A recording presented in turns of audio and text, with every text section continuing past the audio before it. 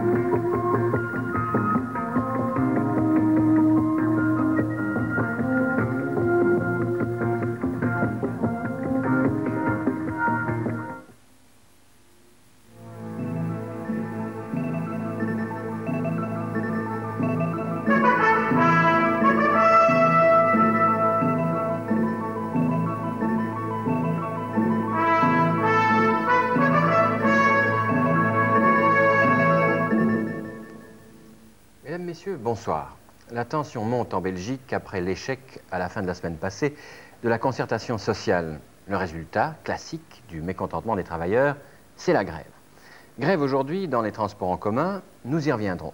Mais aussi projet de grève générale pour le 16 novembre, proposé par la CSC, un projet sur lequel la FGTB devait donner son avis ce soir au cours d'un sommet avec la CSC au château de Groenendael. Alors, Alain Carnier, vous en revenez de ce château. Qu'est-ce qui s'y est passé? Est-ce que ça continue toujours? Où en est-on? Eh bien oui, c'est toujours la discussion entre les responsables nationaux de la CSC et de la FGTB, mais rien de neuf depuis JT1. Rien de neuf, ça discute, mais je vous rappelle que jeudi dernier, la CSC proposait une grève générale pour 24 heures, pour cela pour le début de la semaine prochaine. Cet après-midi, à Bruxelles, la FGTB avait réuni son comité national élargi et on y a fait des propositions, des suggestions pour la rencontre de ce soir avec les responsables nationaux de la CSC. Alors, quelles sont ces propositions? Ce feu vert qui a été donné par l'Assemblée générale de la FGTB, eh bien, elles sont des actions en deux temps. Premier temps, ce serait une action d'information qui pourrait avoir lieu lundi ou mardi prochain, soit le 15, soit le 16 novembre. Et ces actions d'information se feraient dans les usines, et cela en front commun, bien sûr, avec la CSC. Deuxième temps, dans l'action syndicale de la semaine prochaine, ce sera alors une action interprofessionnelle. Direction de la FGTB et de la CSC donc, doivent aussi se mettre d'accord au sujet de la proposition de la CSC de rencontrer demain après-midi la FEB, la direction donc, des différents patrons de Belgique, pour voir s'il n'y aurait quand même pas moyen d'arriver une dernière fois à un accord avec le patronat, mais les chances restent quand même assez peu. Oui. Alors, sur la prolongation de ces débats, quelle est votre interprétation? C'est-à-dire que la réunion est difficile? Il semble que la réunion, en effet, est très difficile, Christian. On voit mal, bien sûr, effectivement, la CSC, elle est seule au combat, alors qu'au printemps dernier, elle s'est fait plutôt tirer l'oreille. Elle n'a pas participé aux différentes actions de grève qui avaient été menées à l'époque par la FGTB. Comme on voit mal aussi, évidemment, la FGTB se lancer toute seule, maintenant, dans une grève.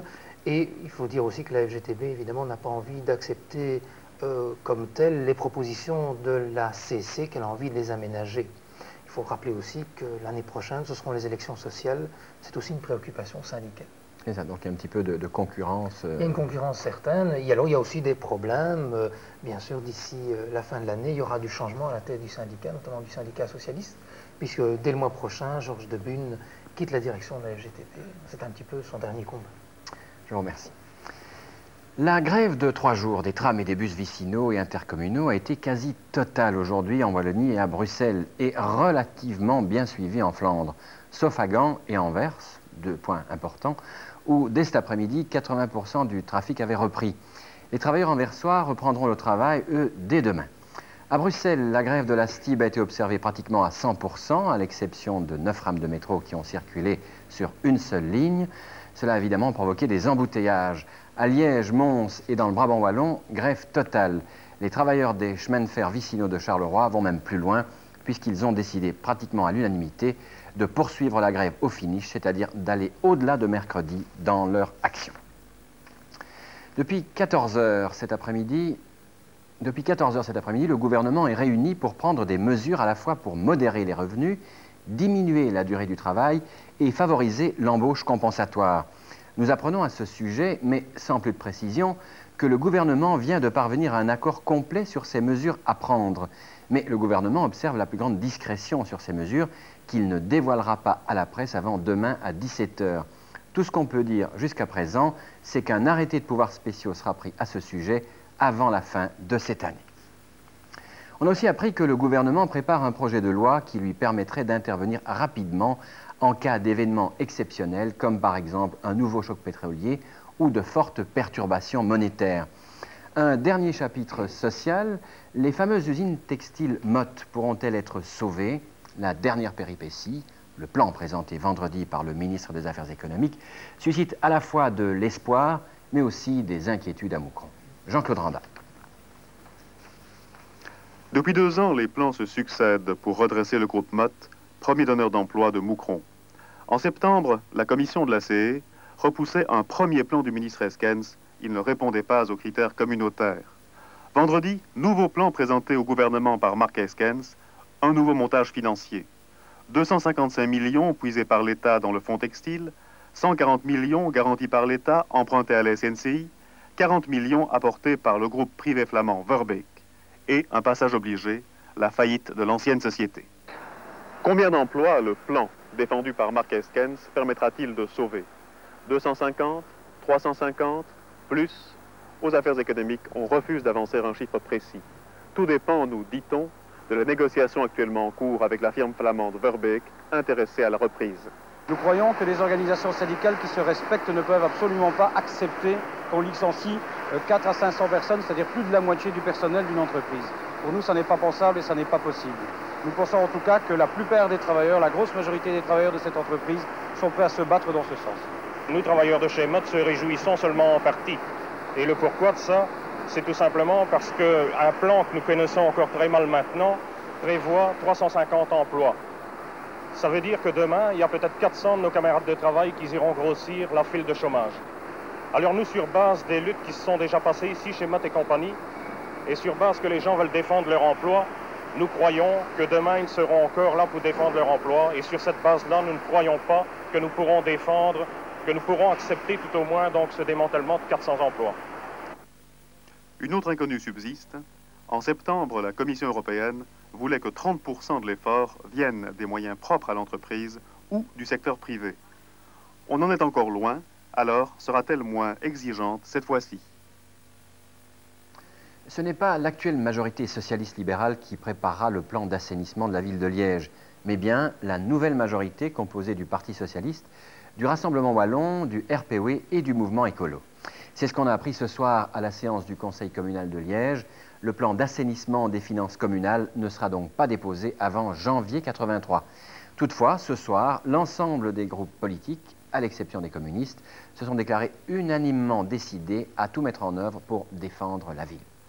Et nous en arrivons à l'actualité internationale, dominée par un gigantesque fait divers, multinational si on peut dire, la tempête qui souffle sur l'Europe du Sud et qui affecte principalement le Portugal, l'Espagne et le midi de la France. Francis Beutars. Des vents atteignant 170 km à l'heure ont dévasté la moitié sud de la France au cours du week-end. Les pointes de vent les plus vives, accompagnées de pluies torrentielles, ont été enregistrées dans la région de Sète et de Palavas-les-Flots sur la Méditerranée. De Toulouse aux Alpes, en passant par le Massif central, la tempête a enlevé des toitures, arraché des lignes téléphoniques et déraciné des arbres, provoquant au moins 11 morts et des dizaines de blessés. Il faut remonter 30 ans en arrière pour retrouver sur le littoral méditerranéen, des Saintes-Maries-de-la-Mer à Cerbère, une tempête aussi violente que celle qui s'est abattue ce week-end sur la région. Face à une mer déchaînée, toutes les stations du littoral ont été durement touchées. On n'y compte plus les pontons emportés dans les ports, les digues arrachées et les centaines de bateaux de plaisance coulés. Les prévisions météorologiques restent pessimistes en France. Des vents violents et des pluies abondantes devraient encore toucher ce soir les régions méditerranéennes et même l'est de la France.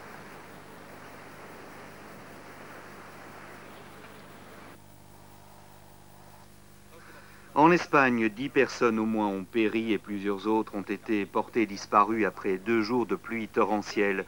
Des dizaines de villes ont été isolées par des crues extrêmement rapides et des centaines d'habitants ont été évacués par précaution. La région la plus touchée ce lundi par la tempête a été la Catalogne. Pour le reste, c'est toujours le pape Jean-Paul II qui tient la vedette.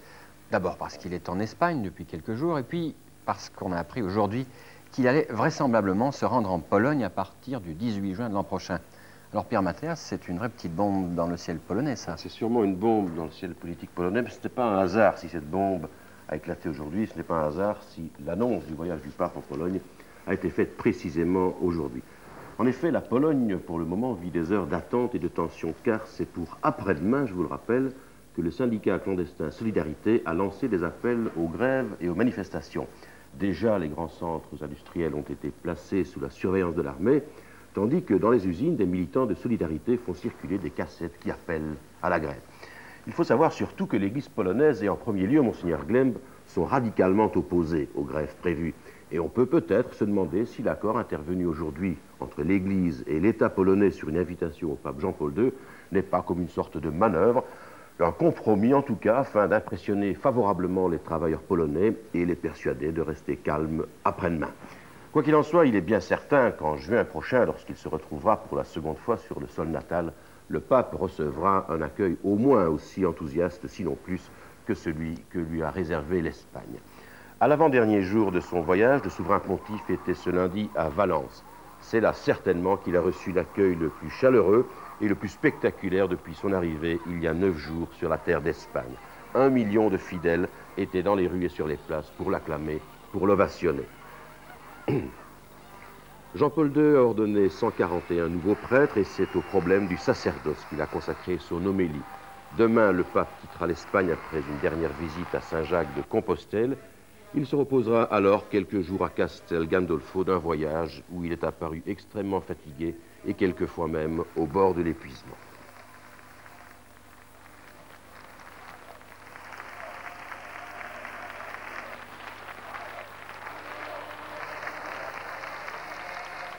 Y aura-t-il sous peu des soldats belges au Liban? Ce n'est pas encore certain, mais c'est possible.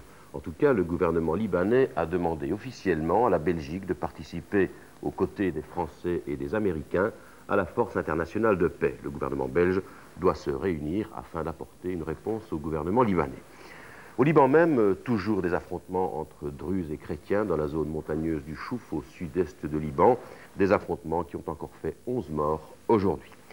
À Jérusalem, la commission d'enquête sur les massacres de Sabra et de Shatila a entendu ce matin la déposition du Premier ministre Menahem Begin. L'audience a duré 3 quarts d'heure qui ont permis au Premier ministre d'expliquer comment il a vécu les 3 journées du 16 au 19 octobre. M. Begin a précisé que le cabinet israélien avait été mis au courant de l'action des phalangistes dans les camps 2 heures après le début de l'intervention. Jamais, a précisé le Premier ministre israélien, je n'ai pensé qu'il y avait un risque de massacre. Pour moi, en effet, les phalanges étaient des troupes bien organisées et ce n'est que le samedi en rentrant de la synagogue que j'ai appris le massacre par un bulletin d'information radio de la BBC. En Turquie, le référendum organisé par le régime militaire a été un beau succès pour ses promoteurs. En effet, plus de 90% des électeurs turcs ont répondu oui au projet constitutionnel du général Evren. Général Evren qui devient par le fait même président de la République pour une durée de 7 ans. Sans nier le succès remporté par la junte, on remarquera tout de même que la campagne référendaire était fortement déséquilibrée. L'opposition n'y avait pas le droit à la parole. Néanmoins, il est probable que les électeurs turcs, en disant oui au général Evren, ont voulu surtout dire non aux anciens partis qui s'étaient montrés incapables de barrer la route au terrorisme. Dans 1 an, les Turcs seront à nouveau appelés aux urnes pour élire alors une nouvelle assemblée législative.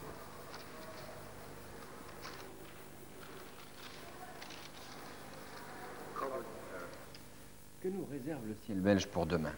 Pas de catastrophe comme en France ou en Espagne, mais néanmoins un vent très fort et de la pluie. Il faut s'attendre demain à des rafales assez fortes du sud ou du sud-ouest, à des averses et même à des orages, mais aussi, comme le vent soufflera du sud, à une température relativement douce pour la saison. Vous aurez même droit à des éclaircies.